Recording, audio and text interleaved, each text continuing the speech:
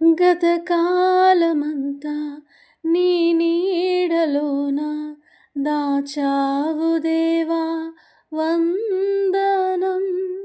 కృప చూపినావు, కాపాడినావు, ఎలా తీర్చగలను నీ